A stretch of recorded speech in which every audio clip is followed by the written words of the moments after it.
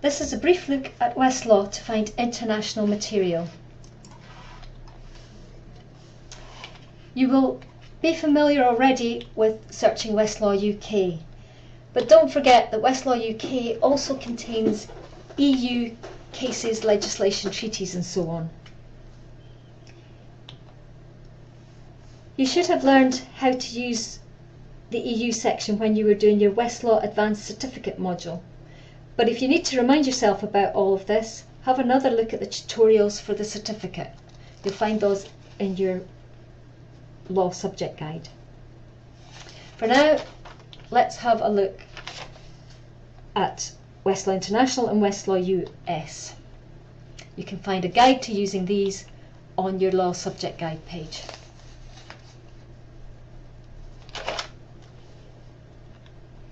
Westlaw US and Westlaw International both give you a Google style search box where you can search for all the content that's in them, and you can search with any words that you choose. You can search by keyword, by title, by case and so on. But notice that there are a list of sections that you can select if you want to narrow things down.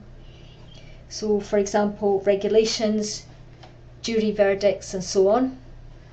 Or you can focus in on a particular area by choosing the practice area, and that will give you access to focus in on, say, family law or commercial law, finance and banking and so on. And of course with US material you might want to restrict your search to state or to federal materials.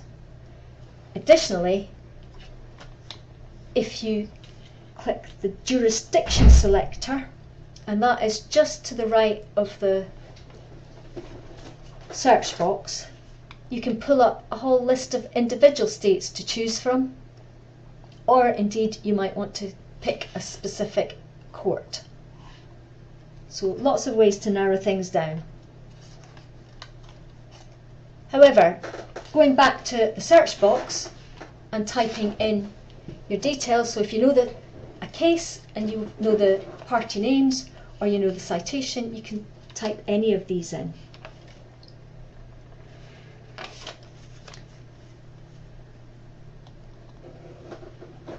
So typing in Samsung, you'll see that, as with Westlaw UK, Westlaw US pulls up a list of cases for you to choose from. It tries to find the most relevant ones, and you can choose your case. And here it is, you'll get the full text of the case, but as always with Westlaw, you get lots of value added information, lots of additional and related material. So with the Samsung case, if you click the filings, you can see all the documents which have been lodged with the court for a case. So if you're doing something that's really in depth, you might want to look at all that material.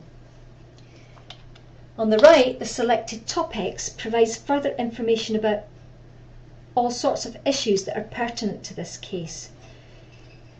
So in this Samsung example, you can explore more about the calculation of damages for patent infringement, which is what this case is all about. You get lots of additional information to supplement your knowledge and your research.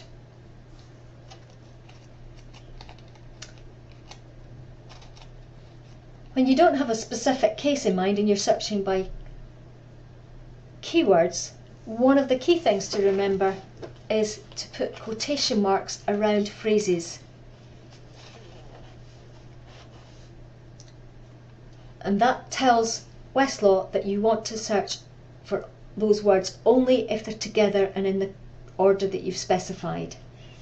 So for example, if you wanted to find the Swiss Army knife case, but you didn't know the party names or you didn't have the citation, you could still find it quickly and easily by putting quotation marks around the words Swiss Army knife. And that will then pull up the relevant case, Cooper Industries Leatherman Tools Group.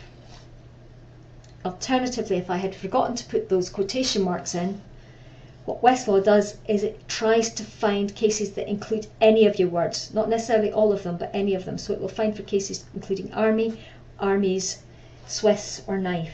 and that then usually gives you a long list of irrelevant material. So for example, in the Swiss Army knife, without the quotation mark, pulled up a case from 1796. Well, I'm not entirely sure if Swiss Army knives were around in 1796, but I don't think this case is what is needed. Don't forget, you can use quotation marks around phrases in most databases, including all the Westlaw databases, Lexis, Hein Online, and so on. Westlaw International is pretty much the same. You get a Google-style search box and you can put in any of your keywords into here. You get a list of the jurisdictions covered on the first screen, Australia, Canada, and so on, but notice that you can also click to see other international jurisdictions and pull up a longer list. The longer list tends to have not so much information, there's not so much detail for these ones.